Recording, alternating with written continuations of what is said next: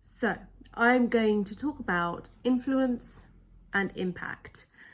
After 20 years, more than 20 years in public relations and comms, being in business, being an entrepreneur, not being a successful one, whatever that means, being successful in lots of other respects, being a creative, having launched and produced multiple podcasts, some known, some unknown, having personal wins and overcoming personal challenges, and now being in this sort of sphere of media politics and streaming about media and politics, and now entering in, now I'm in my postgrad study 20 years after studying politics at university at degree level.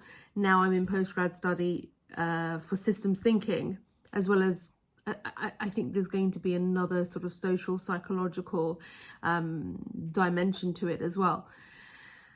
I have been thinking about how we influence, how we can achieve impact. And through my work as a chartered communications professional and being in public relations, I see how so many of us and so many clients and so many people I can sort of observe look to influence and use communications and digital channels and social media.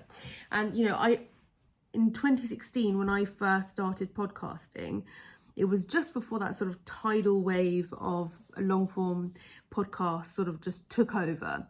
And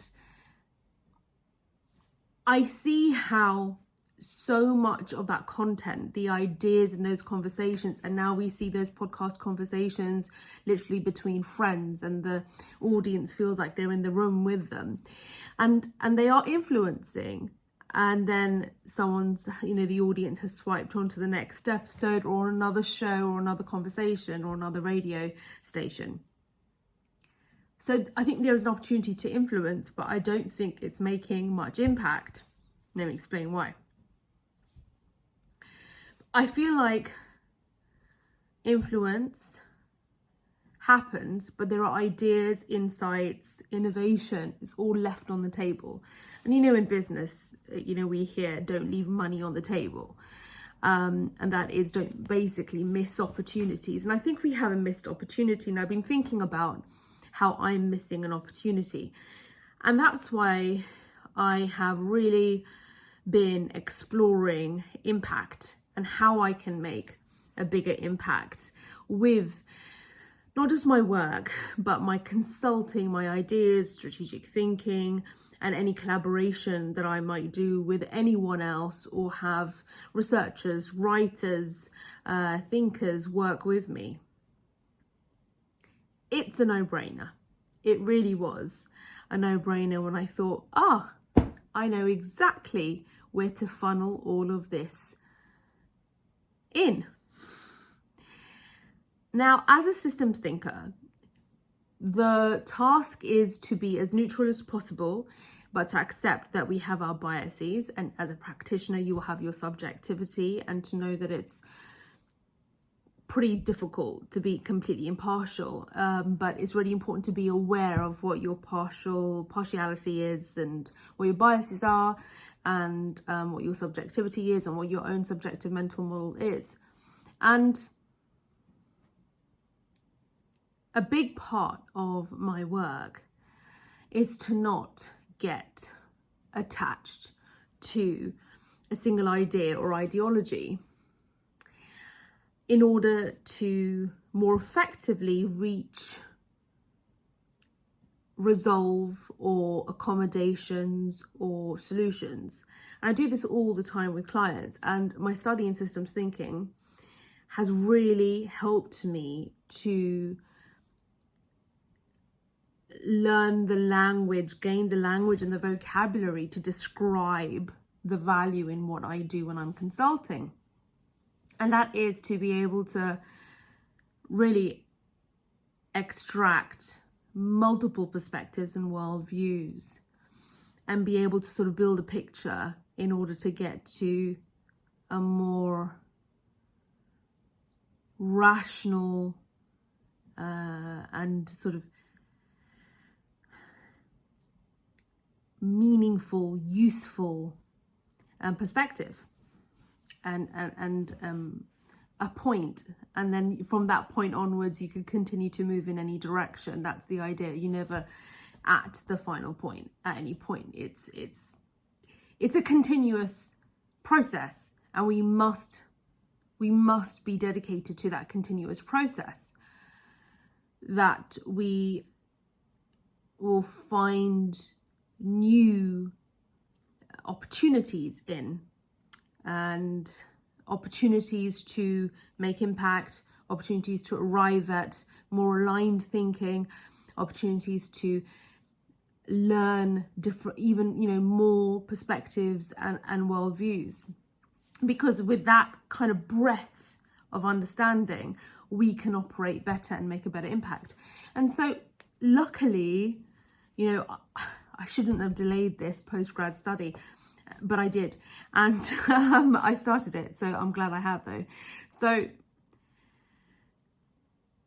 this is why it's absolutely necessary for me to do the thing, which feels like a bit of a mammoth task, but I know if there's anyone who's up to it, it's me, because of my multidisciplinary skill set, experience, and approach. And that is to set up, launch, start a think tank. And think tank / think lab. You see, this sort of think lab definition has come a little bit later. And I think it's been overused a little bit, but it's come from sort of more of the design profession, where other disciplines are brought in to contribute to the thinking.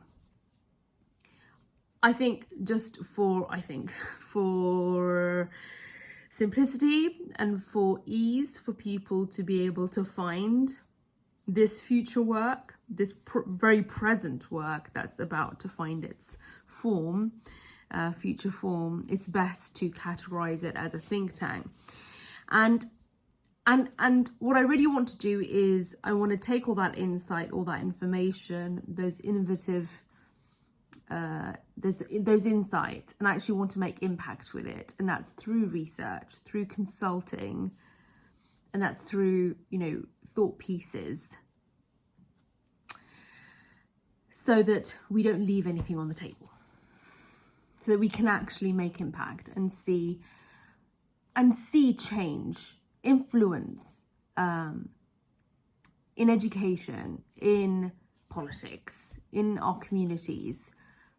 And the scope of the think tank and the exact name for it will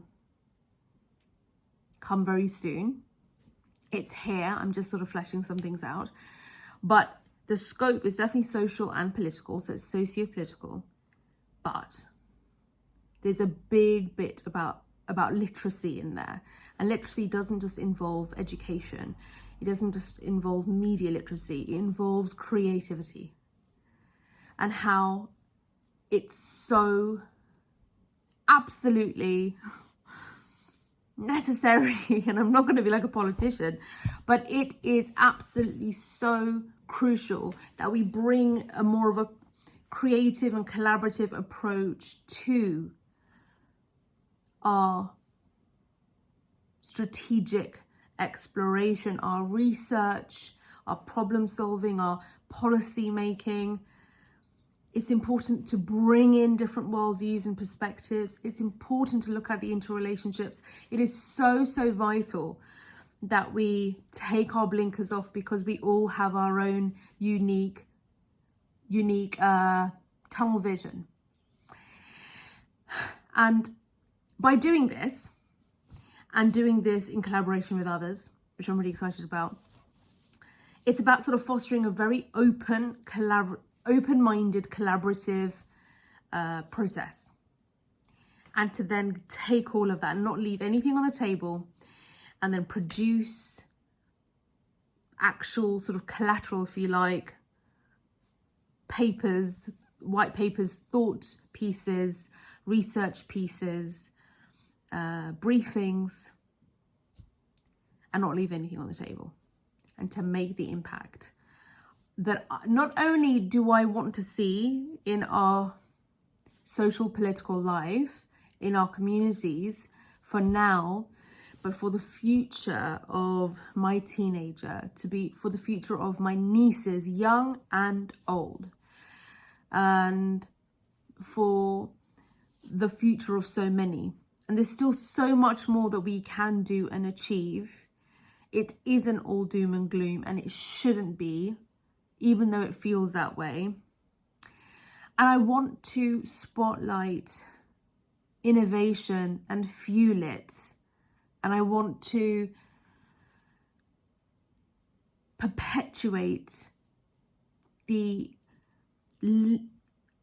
limitless opportunities and the potential that we have as humans to not only influence and impact with our own sort of specialisms and disciplines, but to be part of the new era of AI. And there will be an AI tech digital dimension to this work as well. So quickly have a look at my whiteboard. We are looking at research, digital, AI tech, literacy, creative, and there'll be consulting as well. So here we have it. And there you have it. So I'm glad to have your ear. Thank you. I appreciate you for being sub to this channel, because initially I started it to talk about public relations and being more strategic in our businesses and our thinking. But I think there is much wider scope and opportunity for this channel and for me, for the content to be even more impactful than just looking at sort of the public relations piece for businesses. I would like to, what does the content look like? What will the content look like? I think the content will eventually spotlight any work that comes out of the think tank. But what the content will do is bring ideas, bring strategic thinking, bring techniques, methodology, processes, ways of doing things, ways of problem solving within the workplace, in our communities, in a socio-political sort of way, so that we can improve our sort of skill set, build on it. You know, I'm still building on mine, and feed it into what we do on a day-to-day and how we think. And that's why Think with Serena is the apt rebranded name for the channel and for all content. And the think tank and its name will have its own place, as well as website. And if you want to get involved, absolutely, please feel free. Open minds, multidisciplinary, budgets will be there, and community and collaboration is key, very much so, for those who not only want to flex their skills, build new muscle, memory and strength, mentally, you know, creatively, but for those who are really wanting to see the change that they are so invested in, to sort of take value, get value from the think tank as well, to help them in their own sort of work and their discipline. So it's ambitious, but of course it is. It's me. That's what I do. That is what I do. I was on a stream just the other day, and I was knitting while I was doing it. And I know it looked really bizarre and peculiar, but I had to sort of explain that, you know, I experience, I don't want to say suffer from, but I experience a great deal of stress and pressure, because not only do I have a lot on my plate, if you like, but I also like to add on more courses. It's not enough just to have the one plate. And so I have a full plate and then other dishes as well with lots of different things to, you know, consume and do and see and taste. And so knitting helps me. Now, being a yoga teacher and having been a yoga teacher for longer than 15 years, I, of course, have my daily routine. But because, you see, I think Norman Cousins, the scientist, the late scientist, said, you know, with dynamic activity, you need dynamic rest. So the more you build in your activity, the more you need to sort of build in your rest. Now, let me rephrase that actually. The more sort of dynamic, diverse, and multifaceted your activity, or sort of intense, then also should your rest be. And so I have found that even a basic yoga sequence every day is not enough. Even one meditation a day is not enough. Because I'm doing so much, my activity has become so dynamic, and it's about to get even more dynamic. Therefore, I have to really bring in a nice pick and mix of rest, relaxation, rejuvenation, and knitting is one of them. So, I mean, I haven't knitted this. This is by a wonderful designer based near Blackfriars Station in Gabriel's Wharf, I believe. So, I took on knitting and it's been a wonderful release, and it's helped me to actually sit and watch something from start to finish, which is always quite difficult because I want to get up, I want to start sketching, I want to start painting. I just got my easel back up because I'd changed some stuff around. I've got some artwork you can see there and there. Dotted around the place. So yeah, I always want to be doing something, creating something, and so to have the knitting, it keeps me in one place. I am going to now get back to lots of things. I have an end of module assignment kind of exam thing to write, which I've started already. I have some artwork that I need to put some varnish on. I had to see which one this was. This is the high gloss. No, I want the matte one.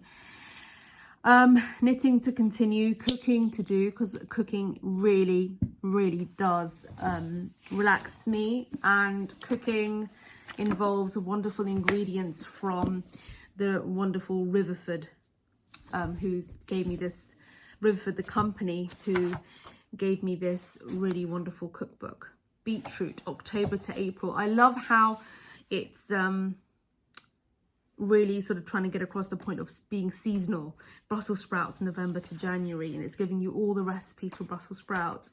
This is Riverford cabbage, October to March. It's a wonderful way to reinforce the idea that we should be not only looking at our food and our eating seasonally, but we should also be looking at how we live in that seasonal way. So for me, aside from Christmas and spending it with family, since it's a day that all of us are off, and it's also my niece's birthday right after, I have no other social plans, maybe 1 or 2 meetings with friends, but no big plans until spring, because I just want to keep my head down, hibernate, cook, study, just work quietly, put my content out, keep the heat in, have lovely thick socks on, and chill and just eat and have quality time at home, feeling grateful, thinking lots, writing lots, creating lots, painting lots, and just chilling while it's cold and wet outside, and taking those lovely nature walks in what we are so lucky to have, the London parks.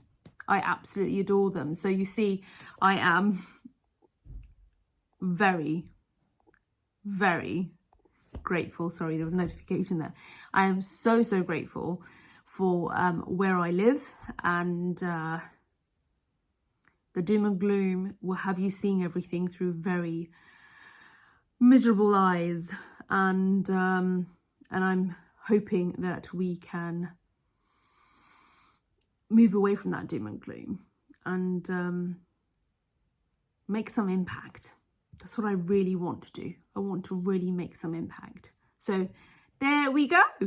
All right, I'm going to move on to the next thing. Thank you so much. It's been wonderful to have your ear. Thank you for being here.